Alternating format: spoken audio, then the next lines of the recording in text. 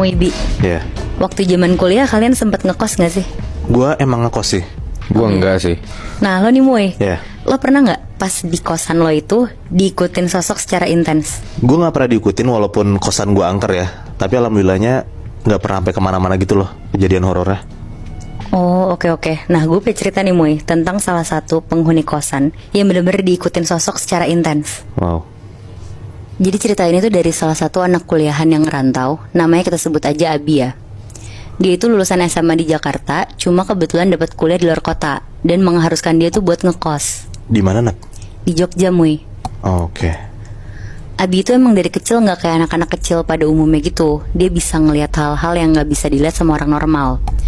Dan karena udah dari kecil, jadi di umur dia yang udah 18 tahun, dia tuh jadi udah terbiasa banget.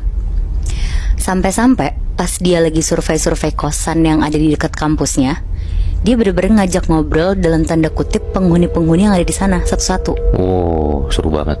Ya ibaratnya tuh jadi kayak seleksi gitu kali ya. Dan Abi mutusin untuk tinggal di salah satu kosan yang gak terlalu jauh sama kampusnya. Kenapa si Abi pilih itu juga sebenarnya nggak ada yang tahu. Mungkin dari sekian banyak kosan dia paling nyamannya di situ.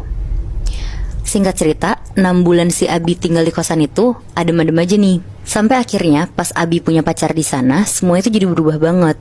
Jadi si Abi tuh sering ngendap-ngendap bawa pacarnya ke kosan tanpa sepengetahuan penjaga kosannya. Dan dilakuin sama si Abi ini berbulan-bulan tanpa ketahuan sama penjaganya. Sampai akhirnya ada beberapa kejadian yang bikin pacarnya Abi ini tuh udah gak mau lagi main atau bahkan nginep di kosannya si Abi. Karena kejadian horor. Iya bener Muy. Oh. Jadi kejadian pertamanya ini tuh waktu siang-siang pas pacarnya namanya Andin datang ke kosannya si Abi. Dia datang tuh menjelang waktu maghrib lah. Jadi dia tuh masuk ke kosannya, terus dia ngendap-ngendap. Nah si kamarnya Abi ini tuh di lantai 2. Terus pas si Andin lagi naik tangga dan posisi dia di tengah tangga, Andin tuh ngeliat ada perempuan masuk ke pintu kamarnya Abi. Terus di situ Andin langsung cepet-cepet jalan lah ke arah kamar si Abi. Pas Andin udah sampai depan kamar si Abi, di situ dia deg-degan banget karena ya kayak ngeliat Abi dan perempuan lain ada di kamar kosannya kan. Akhirnya dia ngeberaniin diri buat ngebuka pintu kamarnya si Abi nih. Dan pas Andin buka pintu kamarnya Abi, ternyata kosong, gak ada siapa-siapa Muy, Bi.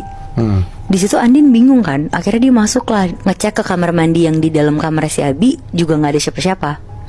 Terus akhirnya dia duduk lah di atas tempat tidur si Abi. Dan pas baru aja menelpon Abi, si Abi langsung masuk kamar kosan dan bilang kalau dia tuh abis dari depan beli makanan buat mereka berdua. Nah tapi di situ si Andin tuh gak cerita apa-apa ke Abi karena Andin ngerasa mungkin dia salah lihat aja kali ya, karena kan kamarnya kosong. Terus udah kan tuh si